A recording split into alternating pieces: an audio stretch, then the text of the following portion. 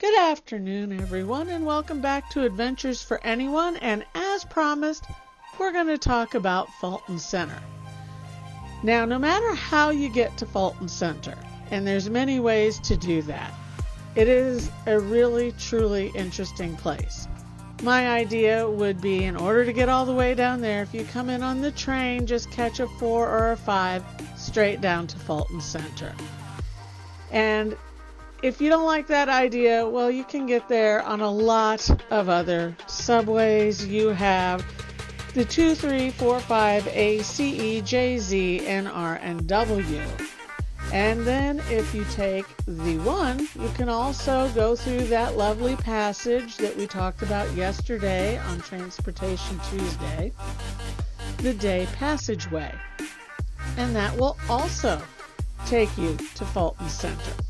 So today, in addition to all of these subways, because this is a massive subway station where all of this was constructed and adapted. Won't lie, if you want to crisscross yourself across Manhattan, out to Brooklyn, out to Queens, wherever you want to go, this is your massive maze-like station that connects to so many things. Cortlandt Street, Church Street, the Oculus, all of that is underneath here. But what we're talking about today is this. This is Fulton Center. It was created recently, actually. It opened in 2014. And this is a great place to just stop. Just stop, enjoy the scenery, enjoy the fact that there's always someone performing in this station, and you'll have some good local music. Everything here is for a stop. Dunkin Donuts and Shake Shack and newsstands and just all kinds of places going on here. And Fulton Center, it looks like a spaceship, particularly from the inside. Everything here is futuristic. Everything is round. Everything spirals. There's a dome on the top to let natural light in. And all of this is sheathed in steel and metal, and it's just an amazing construct. Though, like I said, this pathway here, the Dey Passageway, attaches to it.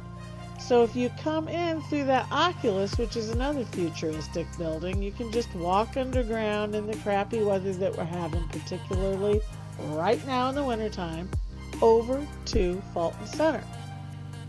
And then once you're over there, you know, you've got a lot to look at, a lot of places to just relax. So if this is what you're after, is a place to relax, it's a great place for that. But there's something else. This Fulton Center sits in a very interesting and very old neighborhood. So you have a futuristic building right here. You have a spiral metal staircase. You have a dome on the roof that looks like a spaceship.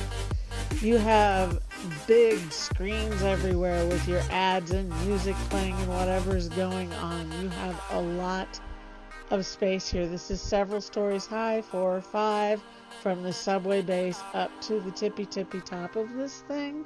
So it's really, really big. But another thing that you have here, as I mentioned, was the neighborhood. So you go outside the neighborhood here, and you're on Fulton Street, obviously. And you have the oldest colonial church in town is right across the street from your futuristic mall. This is St. Paul's Chapel. St. Paul's Chapel is from 1766. George Washington came here to pray before his inauguration in 1789. It's known as the little chapel that stood after the 9/11 attacks. And you can see that dome back there on that Fulton Center.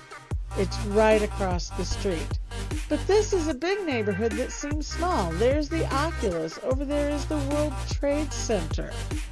It's all right basically across the street. And this is the financial district as well. So people come over here to the Stage Store Delicatessen or to work out at the gym. You have old buildings. You have new buildings. You have several entrances to that subway complex underneath. They come from the outside, the inside, the passageway, and any way you want to get there. So there's a lot going on. You've got federal offices around here. You've got old theaters around here. There's a lot to do if you pop yourself up at Fulton Center. So as I saw it myself, I went outside, I looked around, I went to the church, and now we're back in. And as you can see, there's all those subways you can access from here. You don't have to enter the subway to enter Fulton Center. There is a subway entrance within the complex. So if you are just stopping by and you want to go to the Shake Shack that takes up most of that top floor up there on the mezzanine, you don't have to go on the subway. If you didn't come in that way, you don't have to go that way. There's an elevator if you have accessibility issues and you want to go up to Shake Shack. So you have shops in here. These are operated by Westfield, the shops, the stalls, some of the restaurants, newsstands and whatever. There's a wine shop in there, some art. There's a lot of different little shops. And it's just this space. Getting out of the heat, getting out of the cold, getting out of the weather. Go someplace quick for lunch if you work in the financial district. It is a wonderful, futuristic looking, convenient, great place to go. And if you do come in on the subway, it's down here, down in the financial district. You can reach it by just about any subway that you like. There's a lot of them that go down there. And eventually, if you came down that way, you will go back that way. You will eventually be catching that subway from the Fulton Center back up to Uptown and back up to catch the train. And thank you for exploring this with me today. Hi, I'm Terry. Thank you for joining me today on Adventures for Anyone, and join me again in the future, and like and subscribe if you like what you see here. And I can teach you where to go in the Northeast, how to have fun, and how to travel the way I do, which is as a budget traveler. Thank you again. Have a great day.